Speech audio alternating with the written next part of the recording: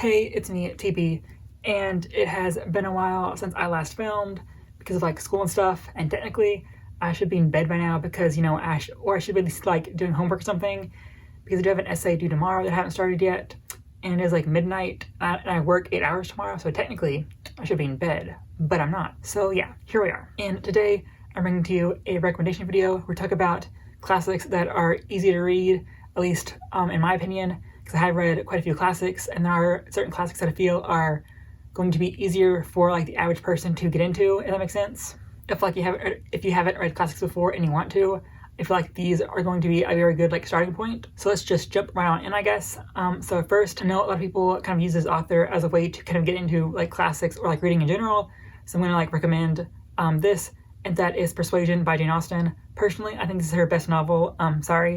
But also this is one of her shorter novels, whereas I think like Pride and Prejudice, which is also probably like a very highly recommended book, is like 100 pages longer. It's like a lot of these are really short because I feel like once you get into like bigger classics, it can get harder to kind of like follow the plot because of like how like little plot there actually is, because the art's kind of like talking and like walking places. So like if it's shorter, it's going to be easier for you to kind of like stay invested in it, which is why I recommend Persuasion. So Persuasion is about our main character, Anne Elliot, and she is, well, before the start of the novel, she had like this relationship with this man named Frederick Wentworth, and eventually her mother's friend kind of convinces her that he is no good because he is like just joining the Navy, I think. They're about to go to war, so it's like he might die, and do you really want to be a widow when you're that young? So she tells him no, and it's like been like a few years since, and Anne is still single, and she hasn't been able to like find anyone that she really like connects with, and her family's kind of like in debt because her father doesn't want to like cut down on his spending, so they decide to rent out their home and like live somewhere else, which just makes sense to me because like wouldn't like renting out a house be like more expensive for like your own usage, which makes sense to me, but whatever. Okay, sure. So eventually Frederick Wentworth's sister and her husband kind of take over the house, and of course that means he's gonna be in town too. Things happen.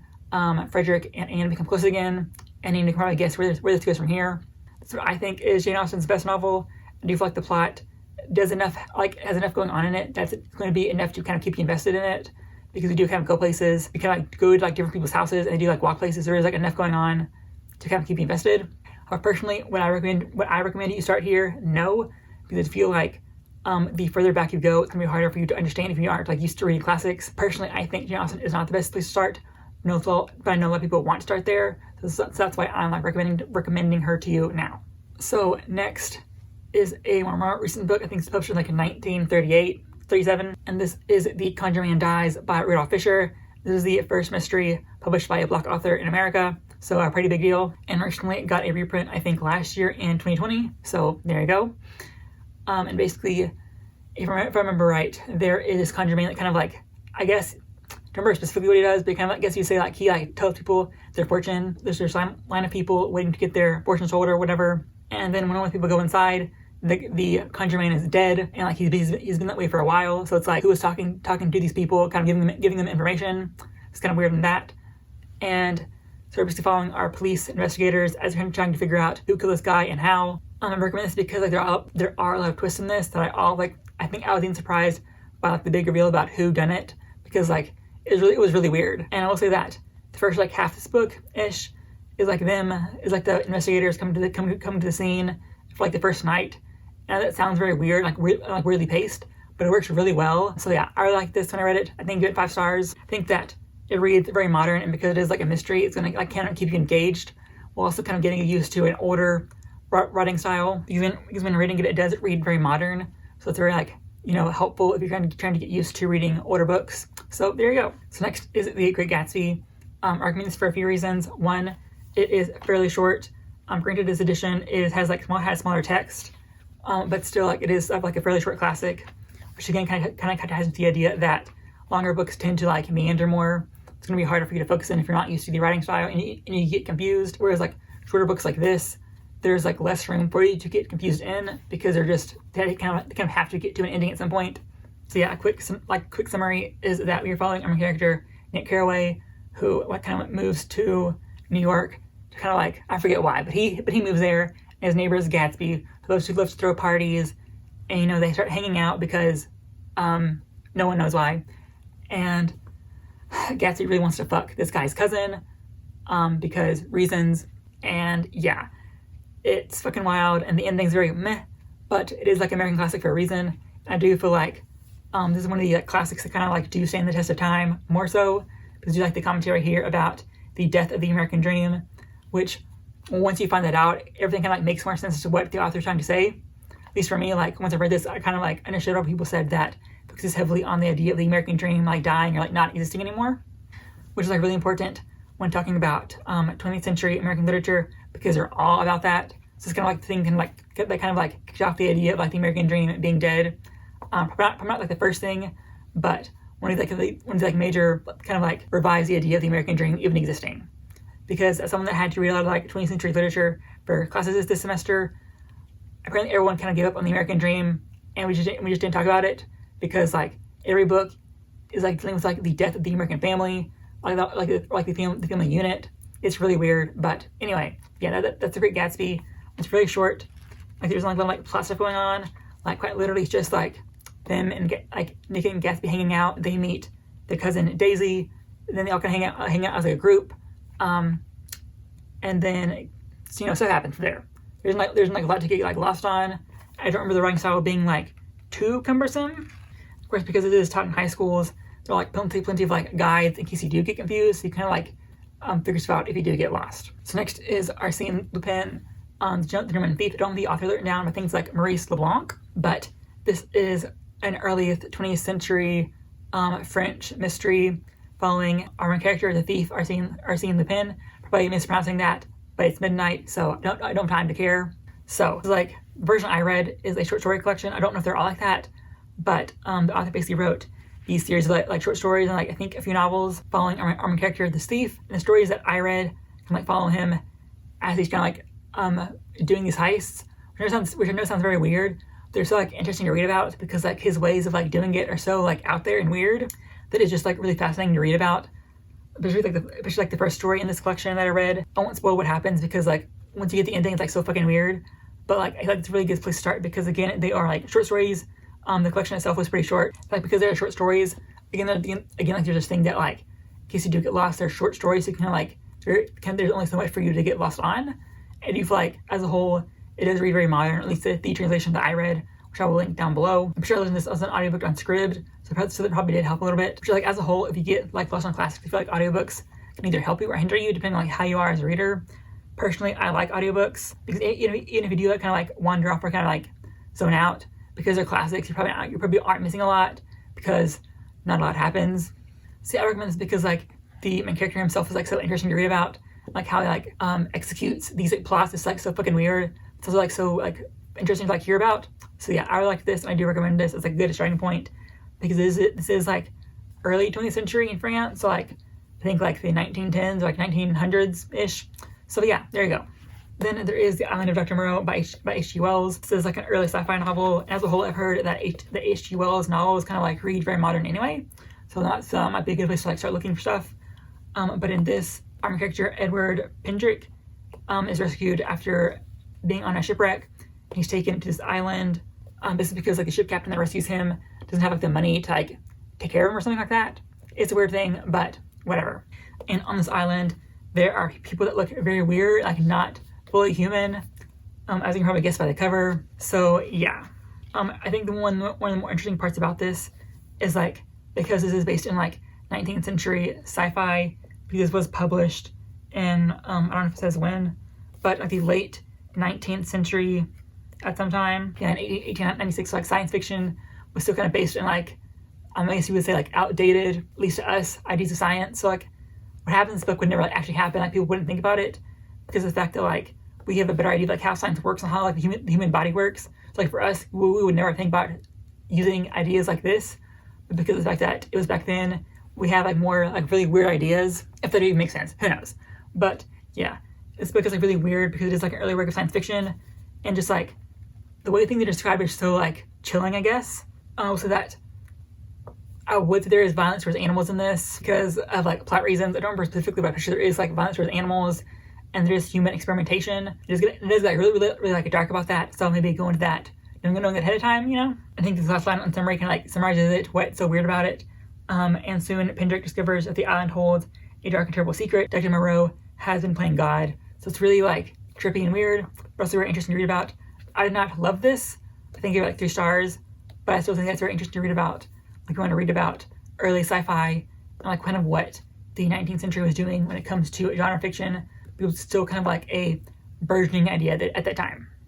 So next is Dracula by Bram Stoker. This is of course the like iconic vampire novel that kind of like starts off a lot of like early vampire fandom, I guess, if you want to call it that. Yeah, this kind of follows multiple perspectives, but mostly following our character, Jonathan Harkness, I think, who was sent to Transylvania to kind of make this like, I think things like a real estate deal with Dracula, because Dracula wants his property in England, and Harkness goes there kind of like to get him to sign the papers, basically. And while there, the like locals kind of tell him to stay away because the dude living there is like weird and creepy, and they kind of fear him, and they kind of like whisper, I guess, like prayers to Harkness, to kind of like protect him and kind of like ward off evil spirits. Obviously, we know what's happening, but back then they probably wouldn't have known when this was first published. Like, the worst part about this book is the kind of like POV shift early on. Once Harkness's section kind of ends, you kind of go over to his fiance, girlfriend, Mina, because like how weird pacing was, it feels like as like a shift. But I feel like the first section is so good and interesting that it will kind of carry you through the like weirdly paced Mina section. Because like I feel like the middle third is like the weirdest paced section, because like the first third and the last third feel very like fast and interesting to read about. So like the middle third is gonna be like weird to go through, I guess. So yeah, I feel like this is kind of like almost mandatory reading if you like vampires, because of how much this inspired vampire fiction throughout to the 20th century and beyond. Because like once you read this and you kind of read back early paranormal romance about vampires, you'll pick up on like so many little like details that kind of came from this book. So yeah, also a good place to start if you want to get into Gothic literature, because it is a Gothic novel. It's published in like 1896 as well, I think, like 1898. Let's look. But yeah, it was like late 19th century. So yeah, some people read gay subtext into Dracula and Jonathan, and I see it. So there's that. Some people say that Bram Stoker was queer himself. Who knows? Probably. If you want to read a Gothic story about vampires that reads pretty modern, I would recommend this. Here you go. And now about Over to America, we have Ruth Hall by Fanny Fern, and the author is kind of like an autobiographical kind of. It's kind of written under the guise of being fiction, but in actuality, it is like an autobiography sort of. And like got her into a lot of trouble with her family, because she paints them as very like bad people, because they were like really shitty people. Fanny Fern was a very major like journalist at this time. I think she was like one of the like highest paid journalists at the time. So when it was revealed that she was this person writing these articles, people actually like supported her, and so she didn't get smeared at all, because people really liked her articles and how she wrote.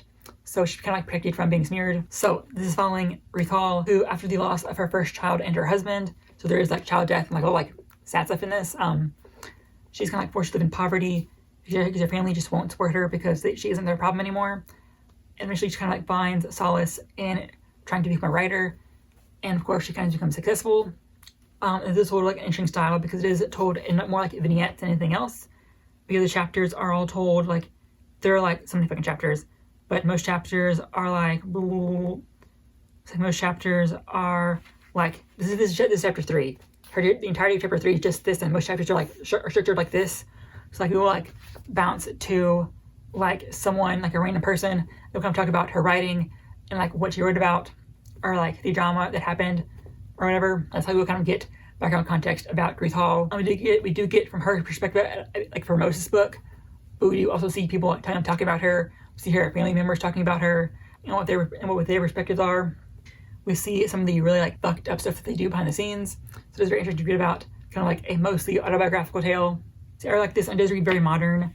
And like because of like how short these chapters are, again, it's gonna be very like, it's gonna be easier for you to kind of like not get lost in the like how wordy these people tended to be, because the author was a journalist, so she is very like quick and fast when it comes to writing. She doesn't like waste time describing things, which you might love, you might hate. I do like this, very interesting to read about because of the importance of her being like one of the earliest female journalists at the time in like the 1860s in America. So that's very cool. And yeah, to kind of like wrap out the late 19th century, I have like 2 plays to recommend, which again, because these are like both like really short. I think I read these both in like an hour or so. So there's that. So first is A Doll's House by Henrik Ibsen, and this is following our character who I don't remember the name of. I think her name is Nora, and she is preparing for Christmas with her family, and eventually one of her old friends comes to town trying to like kind of get a job, and Nora says that, you know, she can like try and talk to her husband because her husband runs this like bank. Eventually her husband fires an employee, and the employee kind of comes to Nora and says that, I know what you did a few years ago.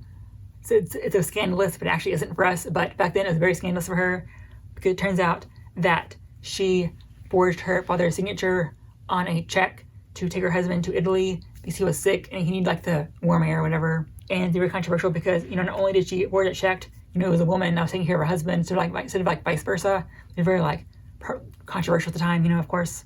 And he basically tells her that either she gets him his job back, or he will like expose what happened to everyone, because the employee has also kind of been, I guess, like blacklisted in town. Like the town people don't like him because he too was caught forging checks under people's names. So like if she gets busted for this, she will be viewed the same as him. So it would be like very bad for both her and her family. So this is like one of the most like interesting, like most feminist endings that I played like this could have. Like you have to read it to like, I won't say what happens, but it's very like feminist for it to happen. Highly recommend this. And kind of echoing on that feminist vibe, we have Trifles by Susan Glaspell. Glaspell won the Pulitzer for a novel in like the 1930s. Obviously she is like a very well-known writer, and like her writing like company, like her playwright, her theater company, was like one of the like major theater companies in the early 20th century, kind of like consolidated what it meant to kind of be like an American theater company. So there you go. So Trifles is a one-act play that is about this woman murdered her husband, and so the town people kind of come to the house, kind of figure out, kind of like gather evidence as to what happened, like why she did it, basically, because the sheriff is there too, and kind of says that because she's a woman, they will not hang her or like punish her with death because she's a woman. So they need like evidence saying that she did this with like malice intent, basically, or malicious intent, I mean.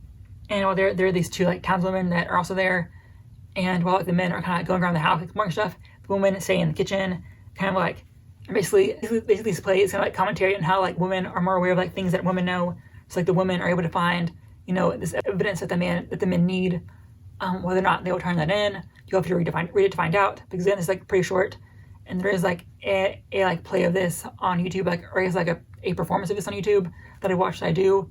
It's not like great, but you know, it is like free and it is like a small company, so like you can't expect a lot. But we'll link that down below. Basically, it's kind of like a play like talking about how things that men usually view as like very minor things that women are able to kind of like see until that they were like serious concepts or like deals to them. Basically, that, you know, men are not able to understand women fully at this time, or even now. You could say, I will say that it's not directly stated, but there is evidence, or like it's kind of like leaning towards the husband being abusive. I didn't think it was like directly said or anything, because it was like written like 1915, but it is kind of like hinted towards, you know. And this is like a great explanation, but again, it's like it is a one act play. It's like really short.